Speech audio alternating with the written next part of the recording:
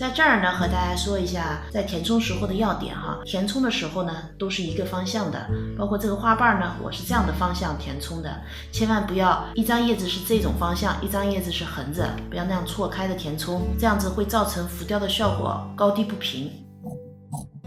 大家好，欢迎来到快乐手工。今天呢，给您带来的是这样子的一款特别的手工哈，它呢有这样子的浮雕效果。您知道这个效果是怎么样做出来的吗？其实它的制作非常的简单，接下来我就把它的制作过程分享给您。首先呢，我在纸上画了浮雕的图形哈，这个呢是一个11.5厘米的正方形，这4个点呢就是4条边的中心点，然后间隔1厘米画线段，中间呢图形可以按照自己的喜好进行画哈。在设计图案的时候呢，提醒大家2点，首先呢，咱们线条要圆润一点，第二个呢，像这种枝干的地方呢，要设计的稍微粗一点，方便后面做效果。现在呢，我把图案上的花纹画在了布料上面。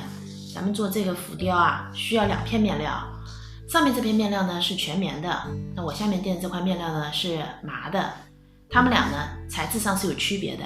面子上这块材料咱们需要紧致一点，下边这块材料呢需要疏松的，这样呢方便过针和过线哈。在这儿建议大家面子上的面料呢尽量用这种纯色的，不要用花的，因为花的做好之后呢效果就不是很明显。现在呢我把2块面料一起绷在了绣绷上面哈。如果您没有绣绷的话，可以用针线把2块面料这样子缝一个框固定在一起。接下来呢，我用平针法把中间的花轮廓给绣上。那么咱们做这个图案的时候呢，是从中间向外边做哈。如果外围先做，再做中间的话呢，会有这样的鼓包，就不平了。那做好之后的成品呢，也不好看了哈。中间的图案呢绣好了，现在呢，我打算用缝纫机把外面的框呢给缝上。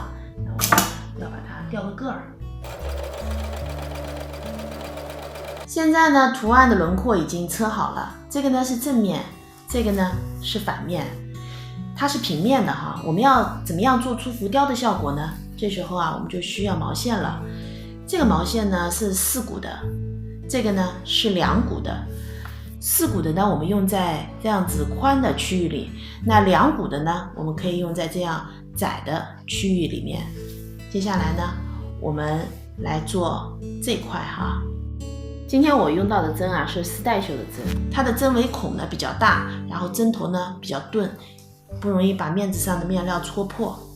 我们进针的范围呢是在这个轮廓的范围里边哈，然后我们把剪掉它，我们依次这样子过去，第2针，